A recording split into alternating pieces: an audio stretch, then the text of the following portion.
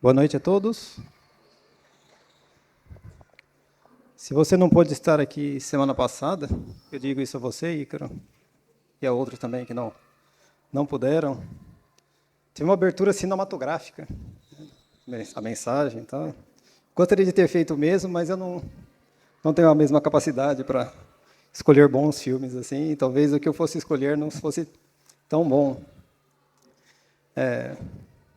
Mas, da mesma maneira que semana passada, né, nós estamos num contexto aqui da traição e do julgamento de Cristo. E são coisas que nos apelam à emoção, nos apelam a sentimentos, né? Coisas que são muito fortes a nós como pessoas. E eu gostaria de iniciar essa mensagem essa noite fazendo uma pergunta para você. Você já foi alvo de alguma perseguição? Você já foi alvo de alguma injustiça? De algum julgamento tendencioso na sua vida? Não precisa me responder. Nós vamos estudar esse texto e depois a gente vai voltar, então, a essa pergunta. Nosso texto inicia-se no Evangelho de Marcos, no capítulo 14, dos versículos 53 a 65. Se nós lembrarmos um pouquinho, né, da última mensagem, foi a ocasião em que Cristo foi traído por um dos 12 que estava com ele, o traiu, e nós vimos também que Jesus Cristo não estava sozinho, ele estava rodeado de pessoas, mas essas pessoas fugiram, essas pessoas deixaram a Cristo. E de aqui para frente, então, Cristo está sozinho, ele vai enfrentar, então, um julgamento. E nós vamos ler um pouco sobre ele a partir do versículo 53. Marcos 14, 53 diz assim: E levaram Jesus ao sumo sacerdote, e reuniram-se todos os principais sacerdotes, os anciãos e os escribas. Pedro seguia de longe, até o interior do pátio do sumo sacerdote, e estava assentado entre os serventuários, aquentando-se ao fogo. E os principais sacerdotes e todos do sinédrio procuravam algum testemunho contra Jesus, para o condenar à morte, e não achavam. Pois muitos testemunhavam falsamente contra Jesus, mas os depoimentos não eram coerentes. E levantando-se alguns, testificavam falsamente, dizendo: Nós o ouvimos declarar: Eu destruirei este santuário edificado por mãos humanas, e em 3 dias o construirei outro, não por mãos humanas. Nem assim o testemunho deles era coerente. Levantando-se o sumo sacerdote, no meio, perguntou a Jesus: Nada respondes aos que esses depõem contra ti? Ele, porém, guardou silêncio e nada respondeu. Tornou a interrogá-lo, o sumo sacerdote, e lhe disse: És tu o Cristo, o Filho do Deus bendito?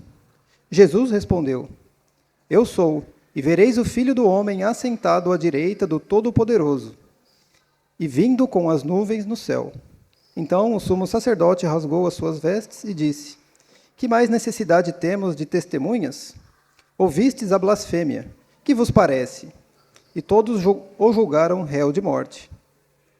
Puseram-se alguns a cuspir nele, e a cobrir-lhe o rosto, e a dar-lhe murros, e dizer-lhe: Profetiza. E os guardas o tomaram a bofetadas. Senhor nosso Deus e Pai, muito obrigado, Deus, porque nós podemos estar aqui reunidos para estudar um pouco da Tua palavra, Senhor.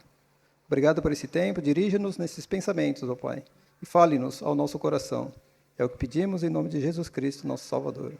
Amém, Senhor. Então, Cristo foi preso mediante traição e foi levado, então, a um local. Ele iria, então, né, nós vemos aqui no versículo 53, o primeiro versículo do nosso trecho, nós vemos, então, que ele irá passar por um julgamento. E a gente pode ter uma noção de como estava sendo, né, esse julgamento, todo esse cenário que foi montado, né. A primeira coisa que nós podemos ver é que ele foi montado já para a condenação de Cristo. Não foi um julgamento com o intuito de averiguar se Cristo realmente tinha feito algo digno de morte ou não. Ele já começou com essa prerrogativa, com esse cenário, com esse objetivo, que era o de condenar Cristo à morte. E nós vemos quem participa, desse julgamento. Todos os principais sacerdotes, os anciãos e os escribas. E eles estavam, então, reunidos ali juntamente sob um único objetivo. Eles estavam unidos. Eles não estavam ali um contra os outros. Eles estavam todos unidos com um objetivo. Era uma conspiração que estava acontecendo ali. Não era algo realmente com buscas, na verdade, com buscas na justiça. Interessante as coisas que vão aparecendo. O conselho estava lotado, não era durante o dia, onde nós esperamos que as coisas funcionem.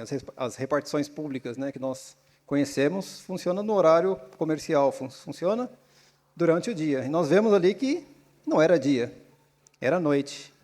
E não era uma ou duas pessoas que estavam ali reunidas, eram várias, eram muitas pessoas. O texto diz que todos os principais sacerdotes, anciãos e os escribas estavam ali reunidos. E eles já tinham decidido, então, matar a Cristo. O julgamento que se segue, então, não é para averiguar se ele tinha, como eu já disse, como se ele já tinha feito algo que era digno de morte, mas sim um horrível artifício para encobrir um assassinato com aparência de justiça. Esse era, dando já uma sentença sobre esse julgamento. Eles queriam era assassinar a Cristo, mas não queriam apenas assassinar e ficar como os culpados. Eles queriam parecer que estavam fazendo aquilo que era reto, aquilo que era correto.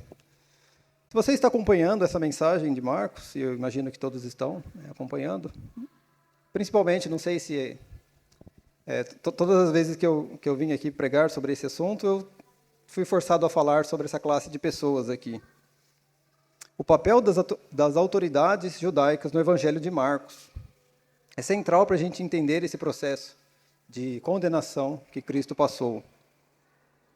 Nos revela, então, os aspectos profundos do que era essa religião durante esse tempo. Eu gostaria, então, de pensar rapidamente sobre essas autoridades. Elas eram, então, como o texto diz, compostas principalmente pelos principais sacerdotes, os anciãos e os escribas. Eram aquelas pessoas que eram da religião judaica, as pessoas que faziam as coisas acontecer, as pessoas chaves que deveriam estar atuando para que as coisas acontecessem. E o local onde eles estavam também era o Sinédrio, também chamado de Sinédrio, era o Tribunal Supremo dessa religião judaica.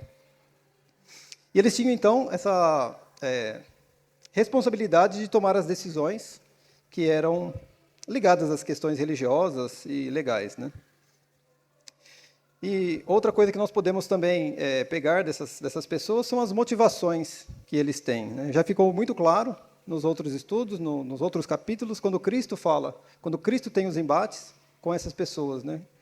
As perguntas que eles faziam para Cristo não eram perguntas com o intuito de aprender sobre Cristo, ou de averiguar se realmente Cristo era o Cristo ou não. Eram perguntas que eram levadas por 3 sentimentos, ou 3 motivações que eles possuíam. A primeira delas era a inveja. Cristo tinha uma popularidade, e essa popularidade durante seu ministério foi crescendo muito.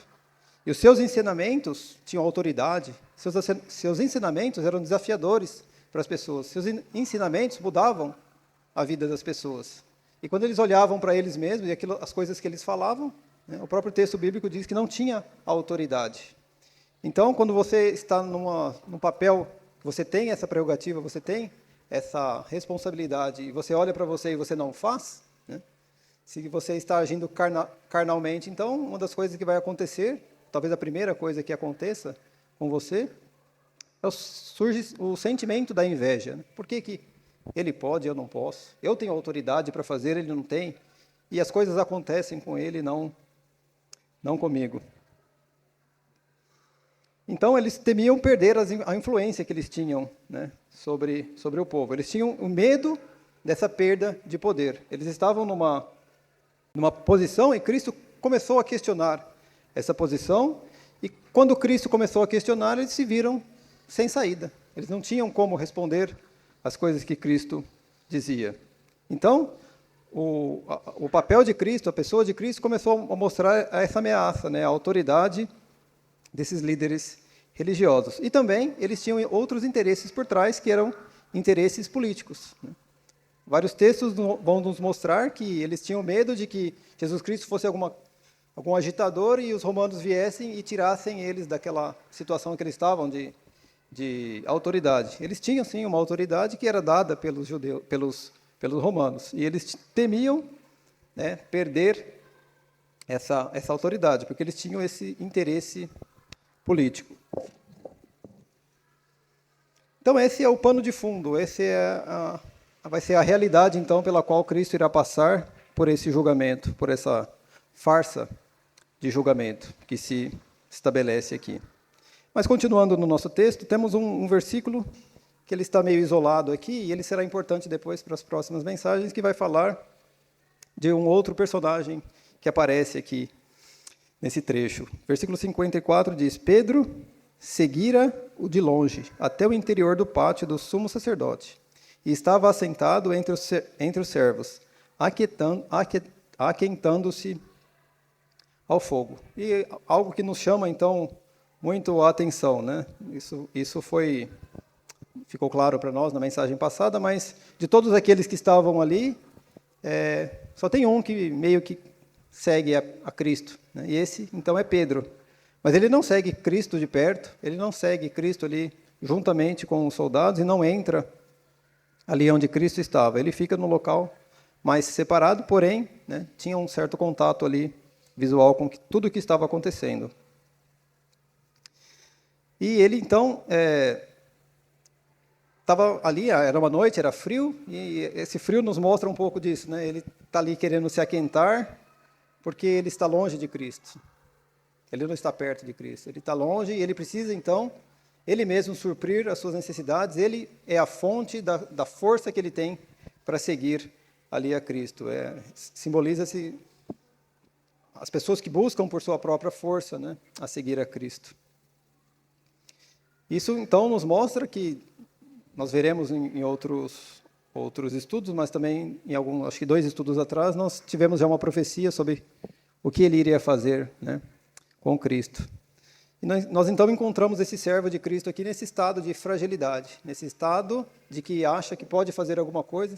Se você já estudou a vida de Pedro, essa é uma marca muito forte, né, da personalidade desse homem. Ele acha que ele pode, que ele consegue fazer as coisas.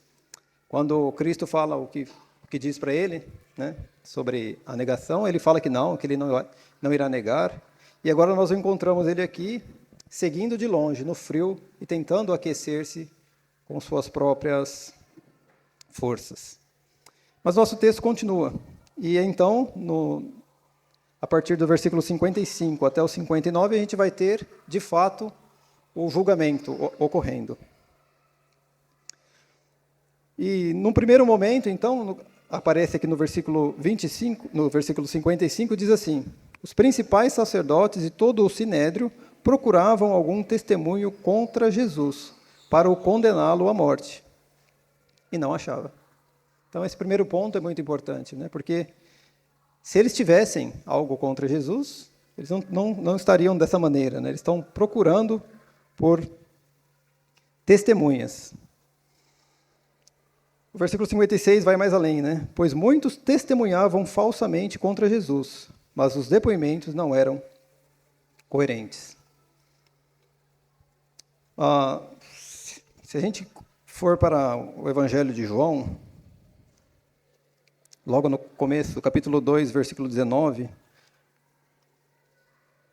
versículo 18, diz assim, João 2,18, perguntaram-lhe, pois, os judeus, que sinal nos mostra para fazer essas coisas? Jesus respondeu, destruí esse santuário, e em 3 dias o reconstruirei. Então, essa foi uma afirmação que Cristo fez logo no início do seu ministério. E pessoas estavam ali e ouviram isso que ele disse. E muitos anos passaram desde que essas pessoas ouviram o que Jesus disse. E essas pessoas, que talvez se beneficiaram muito das coisas que Cristo fez, estavam ali reunidas contra ele. E trouxeram isso à tona.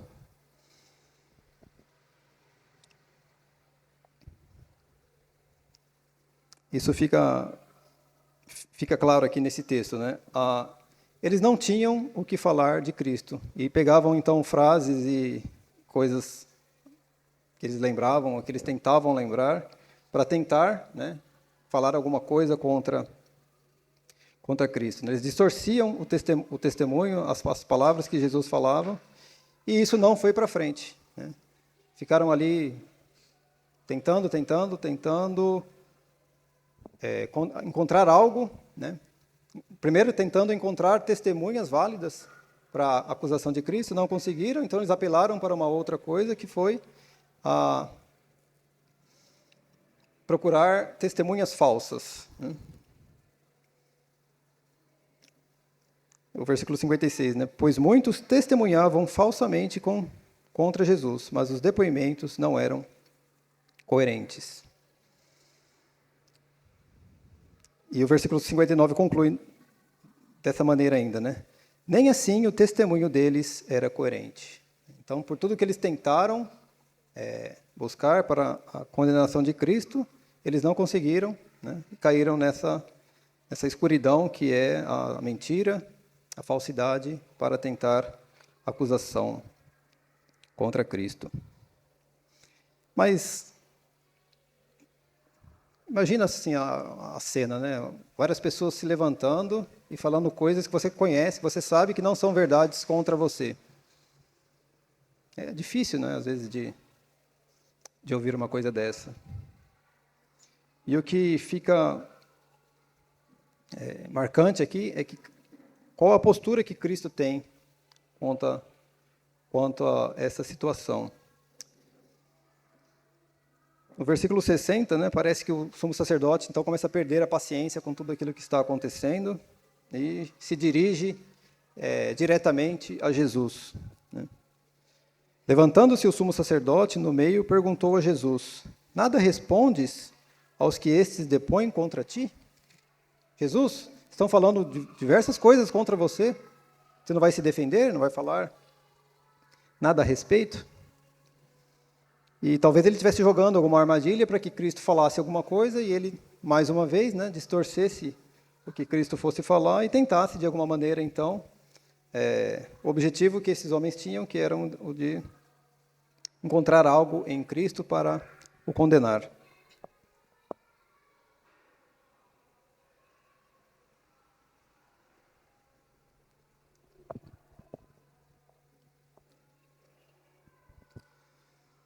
E o versículo 61, então, nos mostra qual que foi, né, a postura de Jesus quanto a isso. Ele, porém, guardou silêncio e nada respondeu. É uma coisa que fica para nós, né? Guardar silêncio, às vezes, faz bem. Mas isso não satisfez aqueles homens, principalmente aquele principal entre eles, que era o sumo sacerdote. E ele diz então, né, tornou a interrogá-lo o sumo sacerdote e lhe disse: és tu o Cristo, filho do Deus bendito?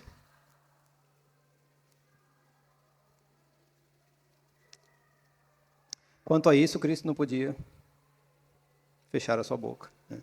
Quanto a isso, ele não poderia ficar quieto, né?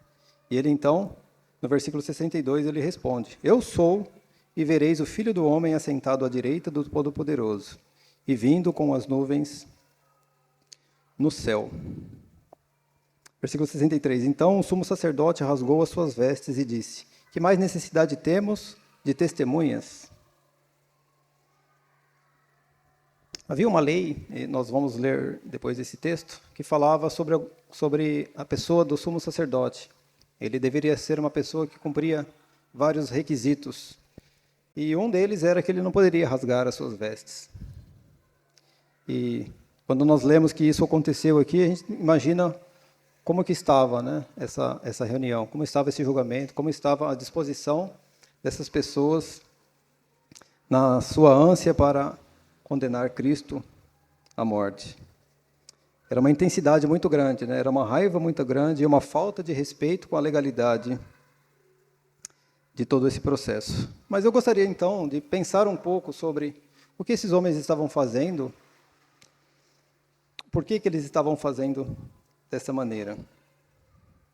Primeiramente, a condenação de Jesus, então, né? Nós vemos que já foi dado um veredito aqui. Cristo diz, quando ele é perguntado se ele realmente é o Cristo, ele responde afirmativamente e faz uma declaração.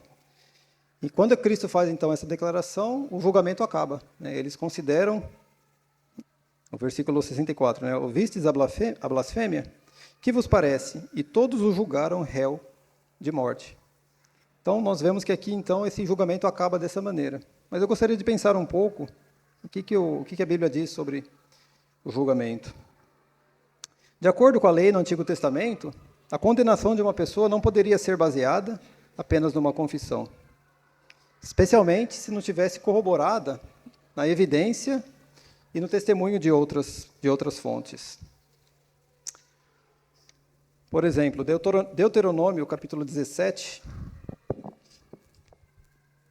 Deuteronômio 17:6 diz assim: a palavra de 2 ou 3 testemunhas se estabelecerá em todo caso. Foi o que eles tentaram fazer, né? De primeiro, e não apenas, né? Deuteronômio 19:15 diz assim: uma só testemunha não se levantará contra alguém, por qualquer iniquidade ou pecado, quanto a qualquer pecado que ele cometer. Pela boca de 2 ou 3 testemunhas se estabelecerá o caso. Que foi, então, a primeira tentativa que eles tentaram, né? Vamos achar alguma testemunha que fale contra esse homem para que nós possamos dar cabo da vida dele. Outra coisa também que nos chama a atenção, que a lei era bem clara sobre isso, é que a lei proibia o testemunho falso. Deuteronômio 19 mesmo, nos versículos seguintes ao que nós lemos agora, os versículos 16 a 19, diz assim, que se uma pessoa fosse acusada falsamente, as testemunhas falsas deveriam sofrer a pena que pretendiam infligir no acusado. Nós vimos ali claramente, nesse processo de julgamento, que as pessoas fizeram isso, e nenhuma consequência houve para elas. Mas por quê? Eles não estavam julgando? Não estavam em julgamento? A vida de um homem dependia disso? Eles não eram os mestres da lei? Sumo sacerdote? Seguramente conhecia esse trecho aqui muito melhor que eu, né? Mas, de qualquer maneira, eles deram de ombros para isso. Eles não encontraram as 2 testemunhas, ou no mínimo 2, né, 2 ou 3 testemunhas que precisavam.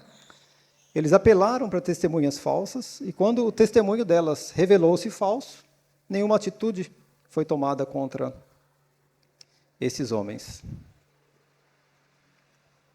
Então, conforme aqui esse julgamento, né, nós tivemos a falta de testemunhas corretas. As tentativas para encontrar as testemunhas contra Cristo foram infrutíferas. Os testemunhos que eles deram foram contraditórios e inconsistentes. Isso violava a lei do Antigo Testamento. O testemunho falso, né, as pessoas usaram de testemunho falso e essa alegação ficou por isso mesmo, né? Não teve consequências para essas pessoas que fizeram isso. E o julgamento termina com a confissão de Cristo. Jesus Cristo fez uma confissão direta de sua identidade como Cristo, o Filho do Deus bendito. No versículo 62 nós lemos isso. Mas, se a gente olhar para a lei, né, só essa confissão não cumpria o requisito para sustentar essa causa de condenar uma pessoa, né? E agora ainda mais, né, entrando, é lógico, né, o que Cristo aqui fez, né, ele não confessou uma culpa, ele confessou algo que a Bíblia declarava, né? Cristo de fato viria, e a Bíblia diz isso. E o problema então não estava nessa afirmação que Cristo fez. Essa afirmação que Cristo fez sobre ele era correta, né? Ele não era digno de morte por fazer essa afirmação correta. Quando em Deuteronômio também tem esse texto, tem esse trecho, né? Quando a pessoa alegasse que ela era o Cristo, ela deveria cumprir uma série de características. E se a gente lê os evangelhos e lê toda a vida de Cristo e todos os embates que ele tem ali com essa classe de pessoas, nós vemos que Cristo, ele responde a cada uma desses requisitos. Mas eles fechavam os olhos para isso e apenas olharam para essa confissão, né? E eles então se apegam a isso, supondo uma blasfêmia, né? Cristo estivesse blasfemando, quando de fato ele não estava blasfemando, ele estava dando um testemunho correto de si mesmo. Mas mesmo se esse fosse o caso, né, ele não poderia ser condenado desta forma, porque era apenas um testemunho, né? E a lei exigia que tivessem outros testemunhos. E outra coisa, né, um erro de direito que teve aqui também foi a regra, né, de que ele não deveria, né? Levítico capítulo 21 e 10 vai nos dizer que o sumo sacerdote não deveria rasgar as suas vestes. E quando, né, no versículo 63 disse isso, então o sumo sacerdote rasgou as suas vestes e disse. Então ele estava tão preocupado com aquilo, tão inclinado em acusar a Cristo, né, que quando ele ouve o testemunho correto de Cristo, então ele rasga as suas vestes. Com tudo isso, nós concluímos que o julgamento de Jesus Cristo, conforme esse trecho, falhou em entender esses requisitos que a própria lei dos judeus estabelecia. E fica então patente que não era um julgamento, né? Era apenas uma tentativa para tornar um assassinato algo mais justo para as pessoas que estavam acompanhando toda essa cena, todo esse espetáculo. E o versículo 65 diz assim: puseram-se alguns a cuspir nele, e a cobrir-lhe o rosto, e a dar-lhe murros, e a dizer: profetiza. E os guardas o tomaram a bofetadas. Isso nos mostra, então, a brutalidade que foi essa condenação de Cristo. Isso começa, na verdade, aqui, né? Nós vamos ainda estudar o restante desse evangelho e essas coisas ficarão ainda mais claras, ainda mais patentes. Mas o que isso nos mostra, né? Isso nos mostra a manifestação de ódio daqueles que acusavam a Cristo. Mas não apenas isso. Isso mostrava o cumprimento de algumas escrituras. Toda essa cena caótica e desordeira desse falso julgamento, toda essa presença serena de Cristo perante aqueles que o julgavam, não eram obras do acaso, não eram obras que estavam acontecendo ali por intento daqueles homens, né? Tinha algo por trás, que era um cumprimento de profecias. E nós vamos ver que nesse trecho aqui tem muitas profecias que foram cumpridas. O julgamento e a condenação de Jesus Cristo, conforme aqui nosso evangelho em Marcos, cumpre várias profecias do Antigo Testamento. Isaías 53, Miqueias 51. E além de cumprir, né, essas profecias, ela expõe a corrupção, a falta de integridade nas lideranças religiosas daquela época. E a maneira que Cristo foi tratado logo após o seu julgamento é um exemplo dessa falha. O exemplo de que essas pessoas que estavam julgando a Cristo não tinham condição nenhuma de julgar a Cristo. Isaías 53...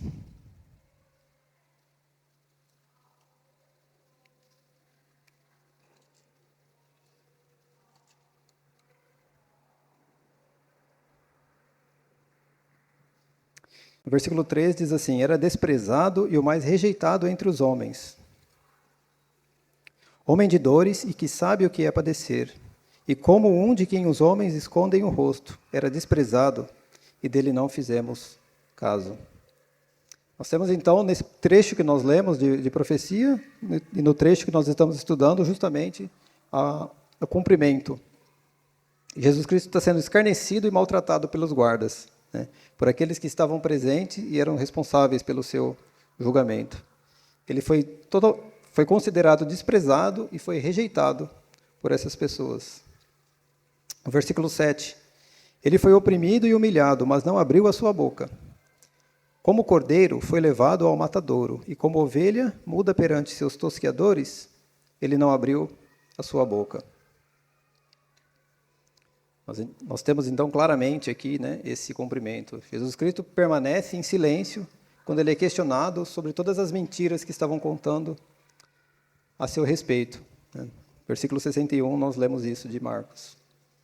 Então ele ali, perante aquelas pessoas que o acusavam, aquelas pessoas que iriam maltratá-lo, ele não tinha nada a dizer sobre essas pessoas. Mas ainda, Salmo capítulo 22,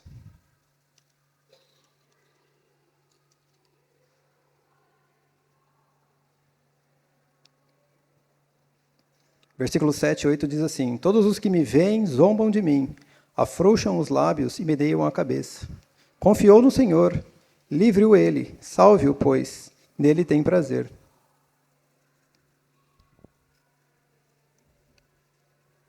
Então, nós vemos mais uma vez aqui a zombaria, né? Que a falta de respeito que tiveram, né, com a pessoa de Cristo. Ele está sendo escarnecido e zombado por aqueles que estão ao seu redor. Esse trecho ele vai ter um cumprimento maior ainda se a gente ler Mateus 27, 42, né, que já é quando Cristo está sendo crucificado, e as palavras são bem mais parecidas com esse do Salmo 22, mas já começa aqui, né? Então, eles estão zombando, estão escarnecendo da pessoa de Cristo Jesus. Sobre esse processo de julgamento injusto, Miqueias capítulo 5, versículo 1, vai falar sobre isso. Com efeito, reúne-se contra ti os que te afligem, e fere a face do juiz de Israel como uma vara. Jesus Cristo é aquele que é o santo juiz, é o reto juiz. E as pessoas, né, as autoridades, o povo pelo qual ele veio, não reconheceu isso nele, né? E mostraram, então, o contrário, né? Eles estavam julgando, eles estavam fazendo pouco caso da pessoa de Cristo Jesus. E o seu juízo, aquilo que eles chamavam de juízo e de justiça, era uma farsa, né? Era uma tentativa de homicídio disfarçada. Mas também temos profecias sendo cumpridas por parte de Cristo, né, sobre ele como juiz. Daniel, capítulo 7.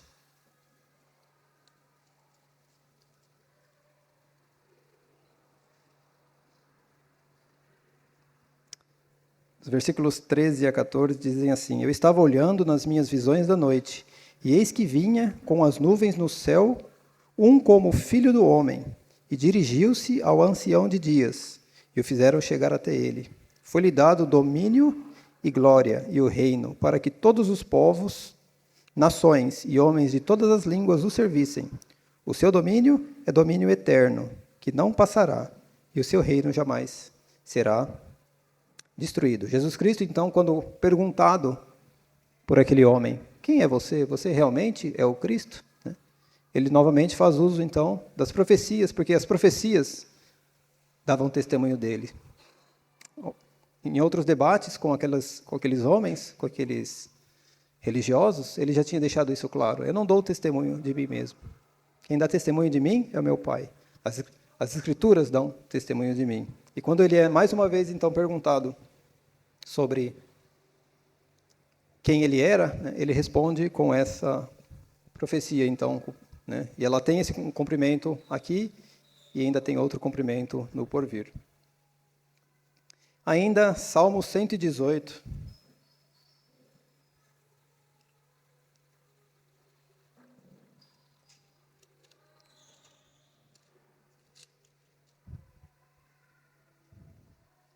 É um trecho que nós conhecemos bem, porque ele é citado também no Novo Testamento.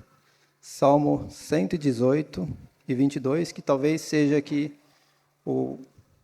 a profecia principal que nós temos cumprida aqui na pessoa de Cristo e no que concerne ao povo de Israel, representado aqui pela liderança desse povo, né?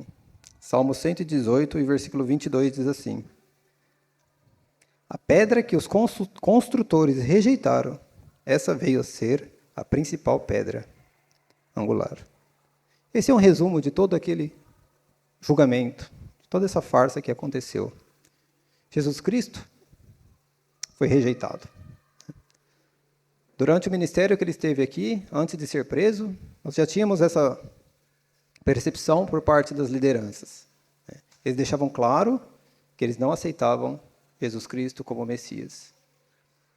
Estavam apenas esperando a oportunidade.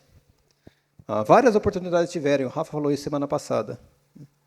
E Cristo apenas desaparecia, sumia da presença. Mas quando chegou a hora dele, ele não desapareceu. Ele deixou ser preso. E isso, então, evidenciou qual era o sentimento que os homens tiveram, para com a sua pessoa.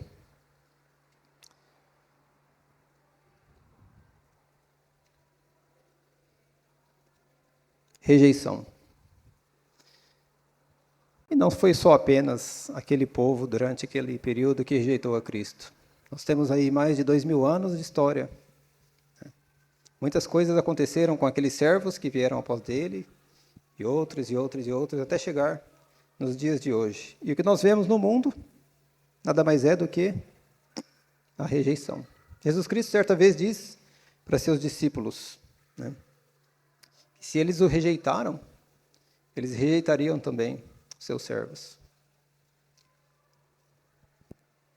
Esse julgamento diante dessas autoridades, então, é um exemplo poderoso, da injustiça e da corrupção dos homens a respeito de Cristo, mas também é um exemplo de fidelidade e um exemplo de verdade por parte do nosso Senhor Jesus Cristo. O processo foi marcado por um esforço descarado para se encontrar acusações. E a falha das evidências humanas e a violação das leis religiosas que foi a marca desse julgamento. Jesus Cristo foi condenado e foi brutalmente tratado por aqueles que o condenaram. Mas, acima de tudo, a sua soberania estava presente e o seu compromisso com a verdade, quando ele foi questionado a respeito de quem ele era. Ele não pôde ficar quieto. E ele deu ali o testemunho de quem ele era. E com tudo isso em mente, eu gostaria de voltar àquela pergunta inicial. Você já foi alvo de um julgamento injusto? Já falaram mal de você? Já fizeram injustiça contra você? Eu imagino que sim. E para pensarmos um pouquinho mais antes de terminarmos essa mensagem, eu gostaria de pensar naquele outro personagem que nós apenas falamos sobre ele. Vamos voltar lá para o nosso texto de Marcos 14.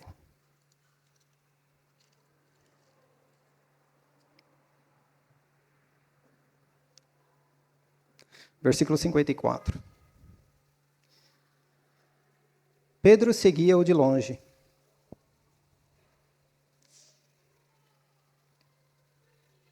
Pedro seguia de longe. Na mensagem passada, o Rafa falou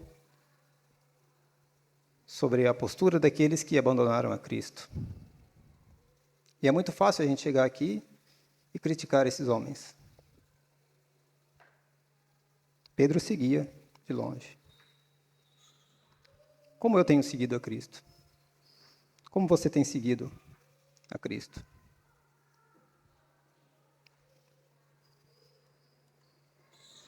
As pessoas o rejeitaram, as pessoas o traíram, as pessoas o abandonaram, porque viram que, pelo que eles observavam na vida de Cristo, não tinha futuro.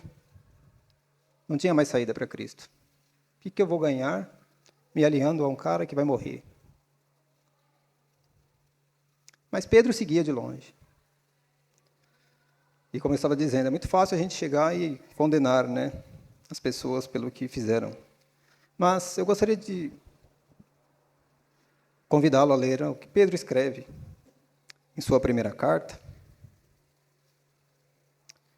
1 Pedro, capítulo 2.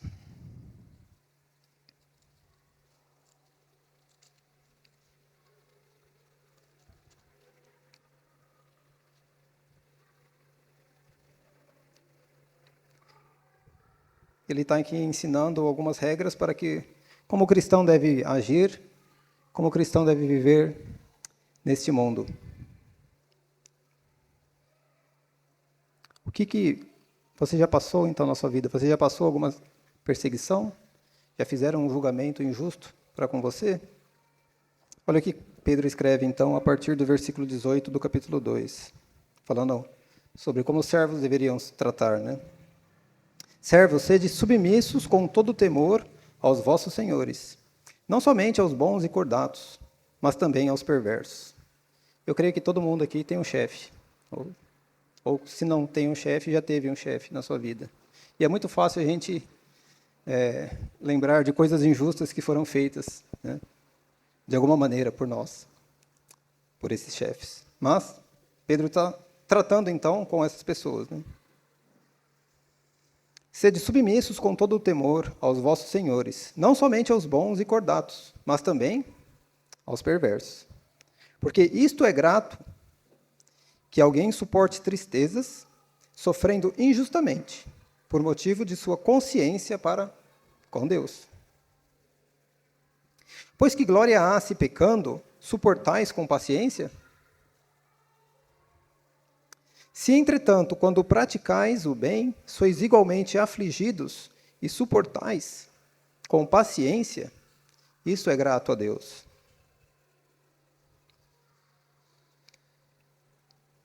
Porquanto para isto mesmo fostes chamados, pois que também Cristo sofreu em vosso lugar, deixando-vos exemplo para seguirdes os seus passos, o qual não cometeu pecado algum, nem dolo algum se achou em sua boca. E aqui eu imagino que Pedro, quando escreveu isso, ele estava lembrando do que ele viu naquele dia. Ele estava seguindo de longe. Ele estava ali se aquietando no frio. Ele ia negar a Cristo. Mas ele estava vendo o que estava acontecendo. E ele diz assim no versículo 23, pois ele, quando ultrajado, não revidava com ultraje. Quando maltratado, não fazia ameaças, mas entregava-se àquele que julga retamente, carregando ele mesmo em seu corpo sobre o madeiro os nossos pecados, para que nós, mortos aos pecados, vivamos para a justiça. Por suas chagas fostes sarados. Que testemunho que Pedro pode ter? Ele estava seguindo de longe. Ele ia negar a Cristo, mas ele estava vendo. Ele pode dizer isso para nós, né? Nós podemos ver, então, que Cristo foi condenado, né? Aqueles homens que fizeram isso poderiam pensar que pegaram Cristo por sua própria astúcia, mas na verdade não. Na verdade, Cristo se entregou. Se Cristo não tivesse entregado, nada os homens teriam feito contra ele. E ele fez tudo isso, né, para aquilo que Pedro escreve aqui no versículo 25, concluindo. Porque estáveis desgarrados como ovelhas, agora, porém, vos convertestes ao pastor e bispo de vossas almas. Meus irmãos, que nós, assim como Cristo passou por isso, assim como Pedro testemunhou essas coisas, que isto sirva de lição para nós. Nesse mundo nós passaremos por aflição. Essa é uma promessa que nós temos. É um evangelho muito falso que se prega por aí, que diz que quando eu creio em Cristo as coisas vão bem. Deus é pai, não é padrasto. Também sou filho de Deus. A Bíblia diz que isso é ensino de demônios. Porque o verdadeiro evangelho é esse. No mundo nós passaremos por aflição. E sabendo que nós iremos passar por aflição, nós devemos nos preparar para passar corretamente por essa aflição, como Cristo nos deixou esse exemplo. Como Pedro pôde falar, né, para nós sobre essa realidade que é uma realidade dura e dolorosa nas nossas vidas, mas ela é uma realidade. Haverá, sim, um tempo para descanso, mas isso tem local, data e hora para acontecer. Amém, irmãos?